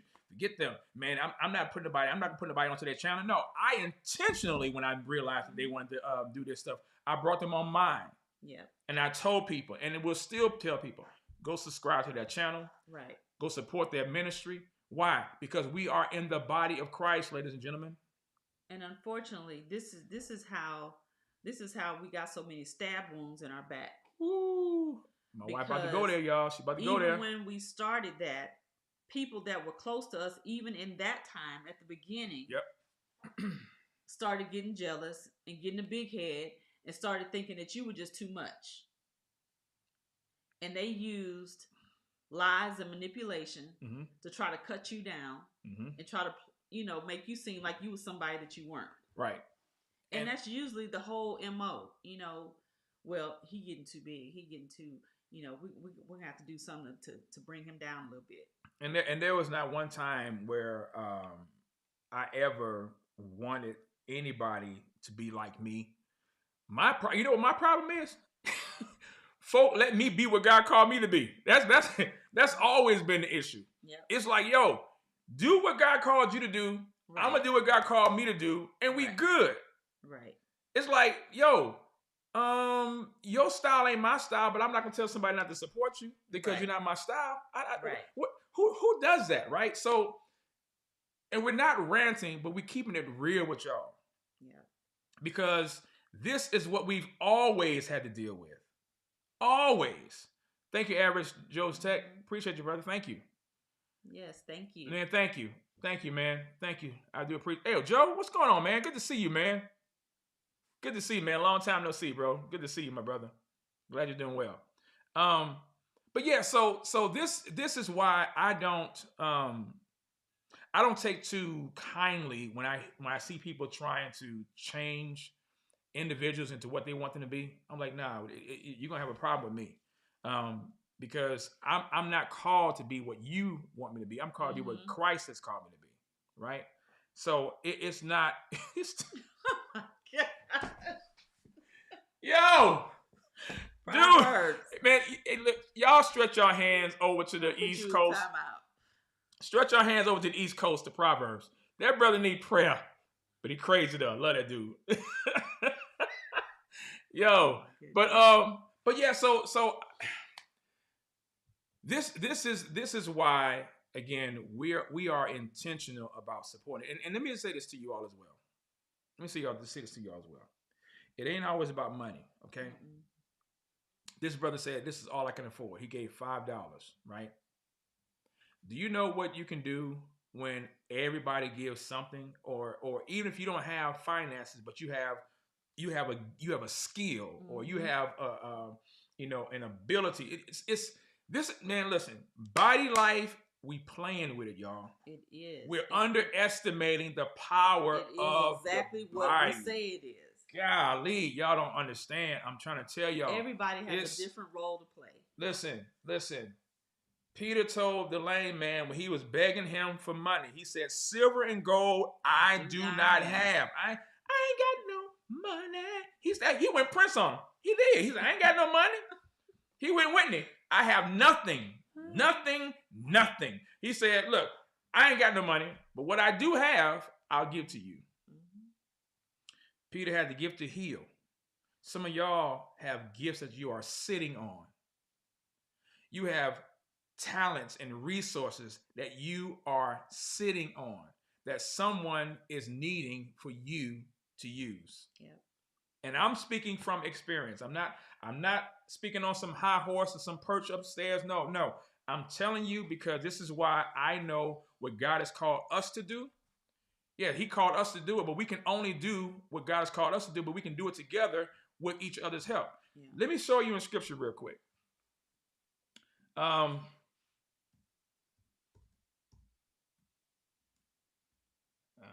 Ephesians 4.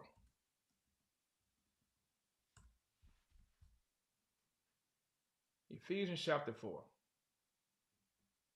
And let me share my screen. Verse 11, he gave some as apostles and some as prophets, some as evangelists, some as pastors and teachers. Why? For the equipping of the saints, for the work of service. Notice, to the building up of the body of Christ. Now, you know, I got to go to one more verse. You know, I got to go to one more passage. I got to go to 1 Corinthians chapter 12. Yeah, the body chapter. Because we playing, y'all. We are playing with this. 1 Corinthians 12.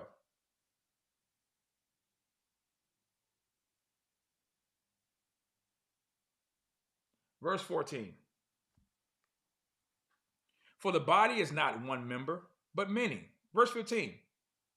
If the foot says, because I am not a hand, I am not a part of the body, is it not for this reason any the less a part of the body?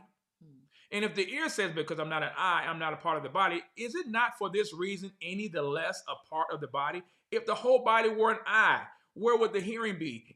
Excuse me. If the whole were hearing, where would the sense of smell be? But now notice, not Saiko, not Sharon, not Nan, one of y'all has placed the members, each of them, in the body just as he desired. No, it is God. But now God has placed the members, each one of them. That's intentional, ladies and gentlemen. Yep. This is intentional. Just as he desired. Do y'all see that? Just as he theleoed, just as he decreed, just as he sovereignly desired it.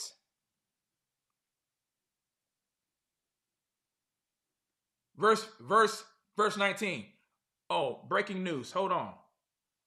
Saiko, I would like to have a discussion with you on why you are a Calvinist. I would love to.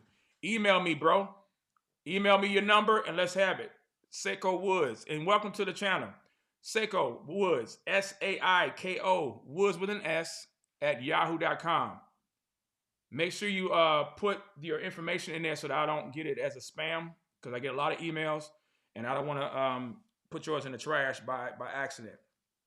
But email me, and matter of fact, I'll put the email right there. You can see it. Hopefully you see it right there, Don. But thank you for coming on the channel. I do appreciate that. Proverbs, you said it's a troll site? It's a troll? Okay. It is. Young Don Reborn, he says it's a troll site. If it's troll, that's fine. If it is, that's okay. No big. But I appreciate it, Proverbs. Thank you for putting me on that. Okay.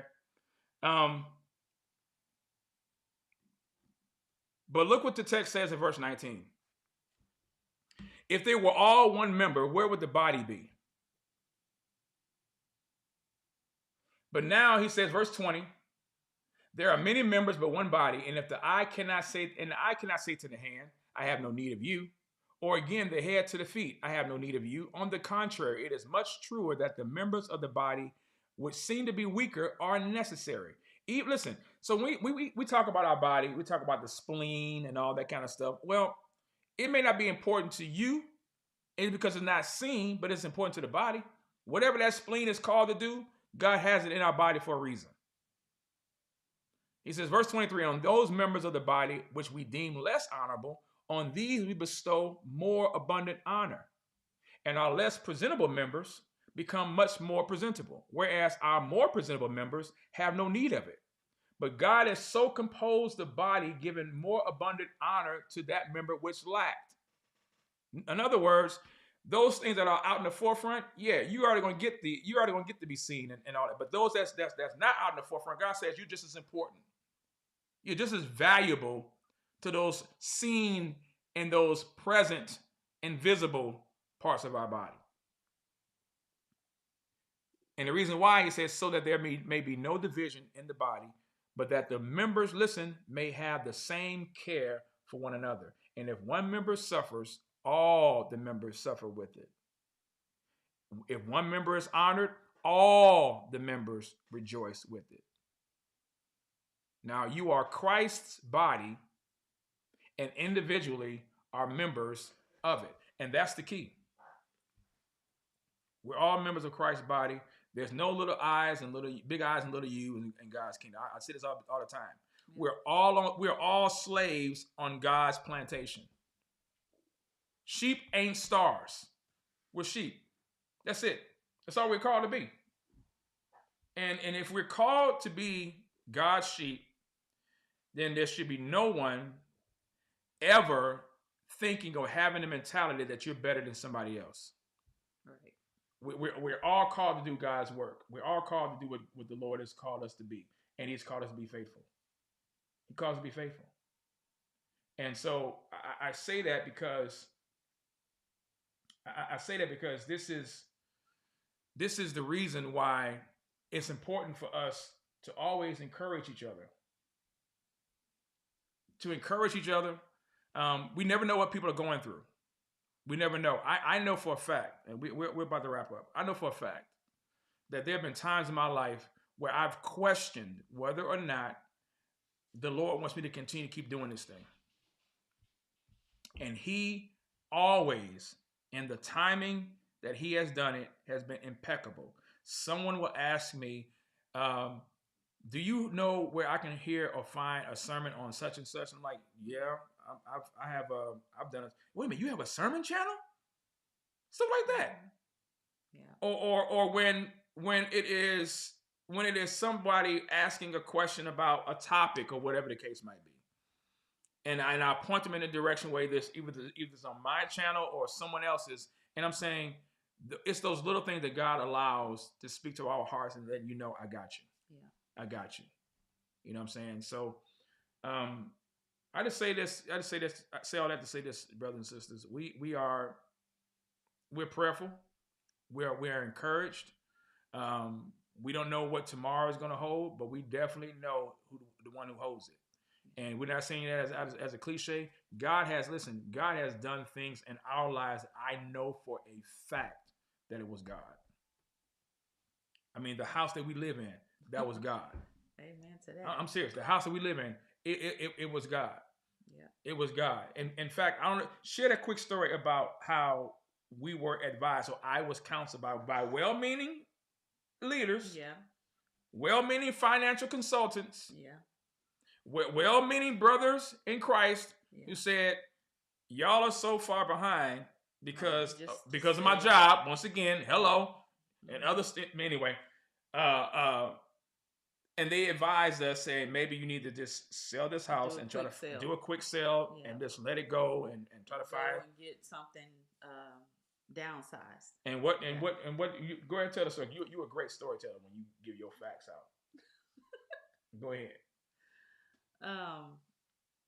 Anyway, so once that recommendation came down, my husband, he sat there and he listened, and then he told them, I don't believe that's what God told me to do. I don't believe God is telling me to do that. And probably within a week or so, within a week, we had a friend. Yep. And her church pay for our to get us caught up. Yeah. And then not only that, tell the story, dear. Go ahead and tell them. Tell them what God did. Not only that, we asked the Lord to increase my husband's VA benefits so that the mortgage would be covered. He did that. Sure did. I didn't even know that I had I didn't even know that I had service-related disabilities that I've been dealing with to this very day. Didn't even know. And a brother of mine said, bro, you need to have these people look at your medical records, because if you're dealing with this stuff is probably most likely service-related. And so what happened was I gave my medical records over to this organization who specializes in supporting veterans, making sure they get the best and most out of their benefits. And not only did they do that, and this was during that time, not only did they do that, but they had to give me back pay for the time that I had filed. And so y'all are talking to people right now who, by God's grace, our mortgage, by God's grace, has been covered. Yep. Our mortgage. The United States government pays for my mortgage. Yep. And that's just off of what they found. So we're looking at the things that God has been doing, the things that God has done, the people that God have used in our lives for whatever season and reason that He had them there and have been gone, or whatever the case might be. Right. And now we look back and say, okay, God did this. We know this was God. He's doing this now.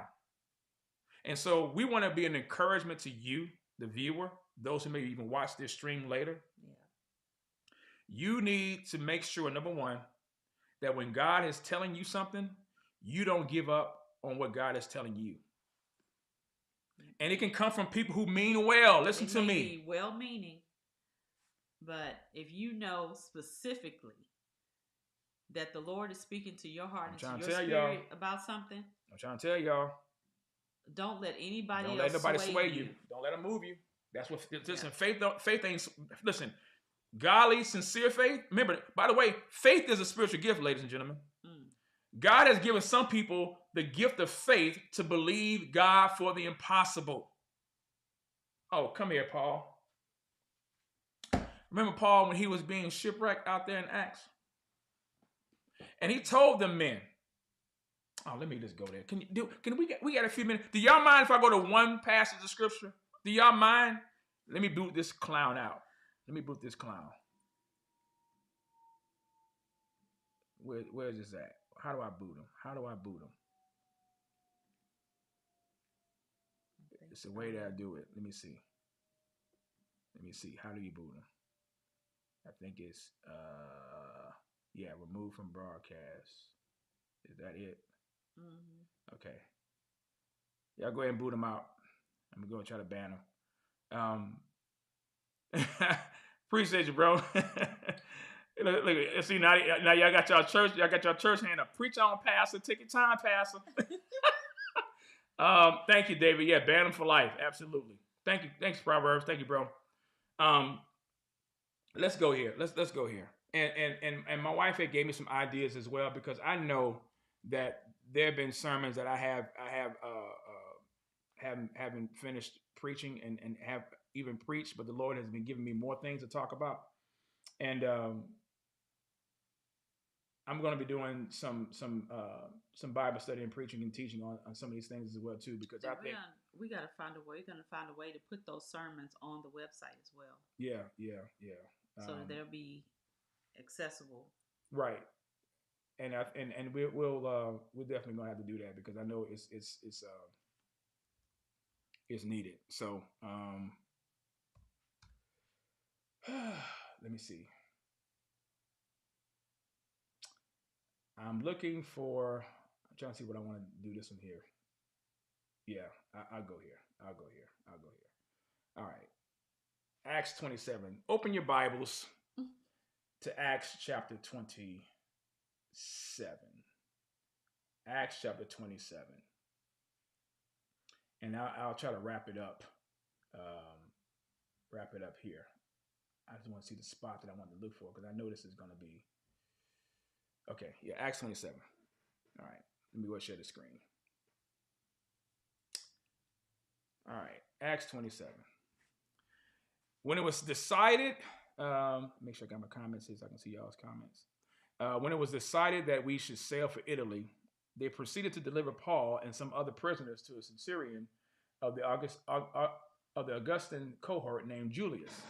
And embarking in an Amadrinian ship, which was about to sail to the regions along the coast of Asia, we put out to sea, accompanied by Aristarchus, a Macedonian of Thessalonica. The next day we put in at Sidon, and Julius treated Paul with consideration and allowed him to go to his friends and receive care. From there we put out to sea and sailed under the shelter of Cyprus, because the winds were contrary.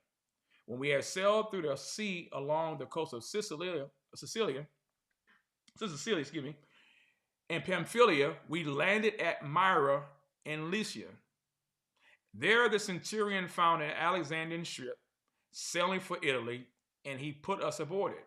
When we had sailed slowly for a good many days, and with difficulty had arrived off Cnidus, since the wind did not permit us to go farther, we sailed under the shelter of Crete, off Salmon. And with difficulty, sailing past it, we came to a place called Fair Havens, near which was the city of Lasea. When considerable time had passed and the voyage was now dangerous, since even the fast was already over, Paul began to admonish them. Now, Paul is warning them. Paul is warning them. He says, men, I perceive that the voyage will certainly be with damage and great loss, not only of the cargo and the ship, but also of our lives. So know what Paul is telling them. Like, look, okay, now we continue on with this, we're going to lose everything, including our lives. But the centurion was more persuaded by the pilot and the captain of the ship than what was being said by Paul. Because the harbor was not suitable for wintering, the majority reached the decision to put out to sea from there, if somehow they could reach Phoenix, a harbor of Crete facing southwest and northwest, and spend the winter there. Oh, by the way, ladies and gentlemen, let me just say this. Sometimes the majority ain't always right. Hello? Oh, that's true. Hello? Is this thing on? Yeah, the majority ain't always right. Sometimes being in the company of one who got sense is better than all of people who think they have sense. Did the majority say crucify him? Did they? Didn't they though? Yep. Verse 13. When a moderate south wind came up, supposing that they had attained their purpose, they weighed anchor and began sailing along Crete close inshore.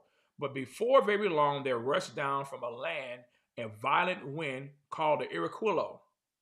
And when the ship was caught in it and could not face the wind, we gave way to it and let our sails be driven along.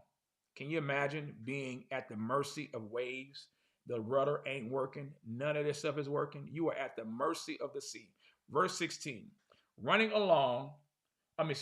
under the shelter of a small island called Clauda, we were scarcely able to get the ship's boat under control.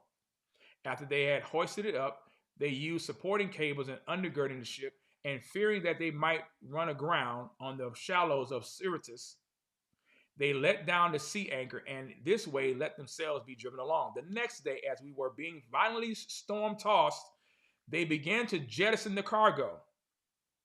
And on the third day, they threw the ship's tackle overboard with their own hands. Since neither sun nor stars appeared for many days, and no small storm was assailing us, from then on, all hope of our being saved was gradually abandoned. In other words, they're being afraid. They're scared. They said it was dark. This is what Paul was talking about, being shipwrecked a day and a night in the sea. Darkness.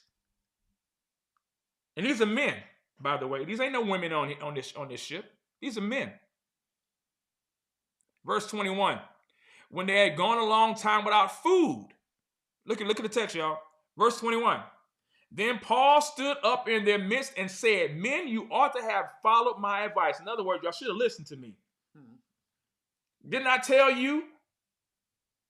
Paul says, you should have listened to me. You should have followed my advice and not have set sail from Crete and incurred this damage and loss. And let me say this, by the way. This is free. This is free, y'all. Praise God. Thank you, KL, for the super chat. Thank you. Thank you so much.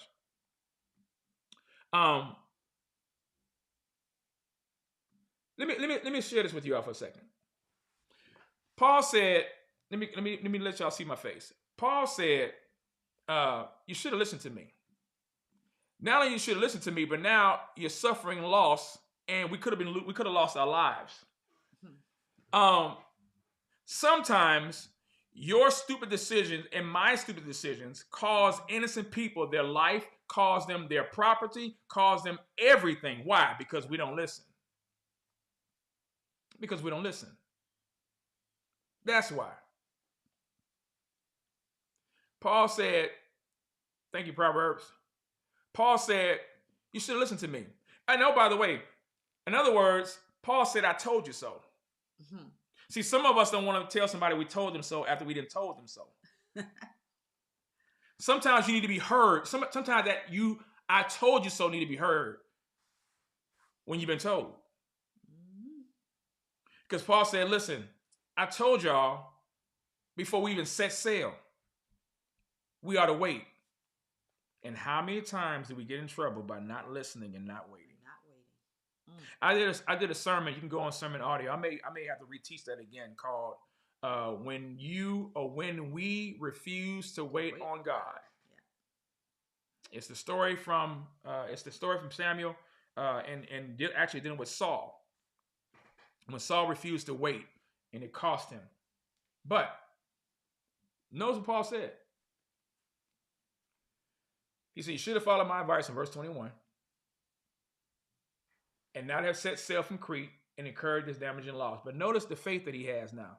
In light of the foolishness of these men, Paul still has faith. Verse 22, "Yet now I urge you to keep up your courage, for there will be no loss of life among you, but only the ship. But only the ship. For this very night, an angel of the Lord, for this very night, an angel of the God to whom I belong and to whom I serve stood before me, saying, 'Do not be afraid, Paul. You must stand before Caesar, and behold, God has granted you all those who are sailing with you.'" Listen, sometimes our blessing comes through other people's obedience, even though we are disobedient. How many of us have been riding on the faith coattails of others? Come on. How many of us have been riding on the faith of others because God has given them a word, God has given them a ministry, God has given them an assignment, and you and I just going along for the ride? And since God has a calling and purpose on their life, even in the midst of some of the stupid and dumb mistakes that we make, God, for the sake of the individual that he has his hand on, covers and blesses us from our foolishness and our mess and our stupidity. Oh, I know I'm teaching. Comes again what the word says. Does some of those prayers that our grandparents and parents prayed for us. Come on. When we were acting crazy. Verse 25, "Therefore, keep up your courage, men." Notice he said it twice. Look, verse 22, "Keep your courage." Verse 25, "Therefore, keep up your courage, men, for I believe God." We can stop right there. Paul says, "For I believe God that it will turn out exactly as I have been told." Let me tell y'all something.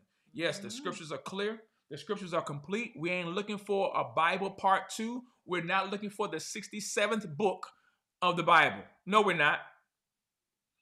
But God has spoken some things to you and I that you know it must come to pass. And I know for some of y'all think I'm sounding spooky. I'm not sounding spooky. Listen, God has healed my body. First year we got married. Was that within the first year? Yes. The first year we got married? Yes. I ended up getting sick, having some what was those things on my liver? They saw spots. It saw spots, but it caused me to double over, and I was writhing in pain. And my wife told the Lord, "Lord, you just gave me this man, and now you about to take him from me?" And we went to the elders of our church, and the men laid hands on me. And they weren't quote unquote charismatic. This wasn't a charismatic church. By no stretch of the imagination. They went James 5. Yeah. That man, matter of fact, when I went to have my checkup, he said to me, he came with me. He sure did. He was a deacon. He came with me. He sure did. Came with me. And them men laid their hands on me, and that cyst or those lumps that they saw on my liver that was causing me pain, when I went back for my checkup, they said it was gone. Matter of fact, they ran me under that EKG thing or whatever they call that thing. What is that thing? Scan. They ran me under that, whatever. I ain't no medical person. Y'all know I'm a preacher. I don't know that language. But they ran me under that scan where I had to have my whole body go through that little that thing that yeah. They had me. They injected me with some dye to make sure that whatever they saw wasn't there. They couldn't understand it. So you're not gonna tell me that God don't heal. You're not gonna tell me that God is not still a healer. Now, I'm not saying that I believe in quote unquote healers, but I do believe in the great physician. Oh yes, absolutely. I believe that God heals. God heals. He still heals today. He heals through means and he heals through miracles, both ways.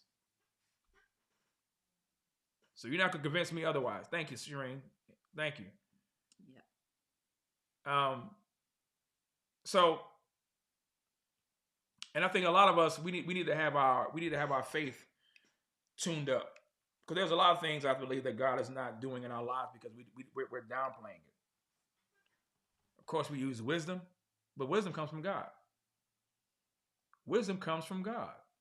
And listen, James says, and if any of you lack wisdom, listen, and that if is it's the first class condition in the Greek. In other words, since you lack wisdom, and you do, let him ask of God, because we all need to be wise. And he said he gives to all men liberally without reproach. Wisdom is free if you want it. And so my encouragement to all of us tonight, I first of all, I hope and pray that you all are encouraged by what we're saying.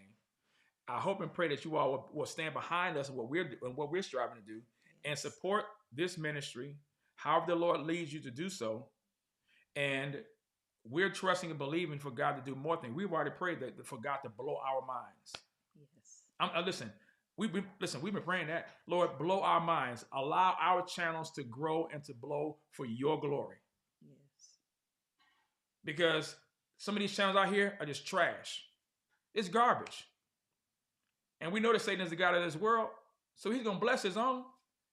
And sometimes you have people who profess to be Christian, they compromise, and they make it. But you know what? I'm reminded of Asaph in Psalm 75. He said, man, when I was looking at the wicked, man, I'm like, Lord, what is this? He's until I have to go to the house of God.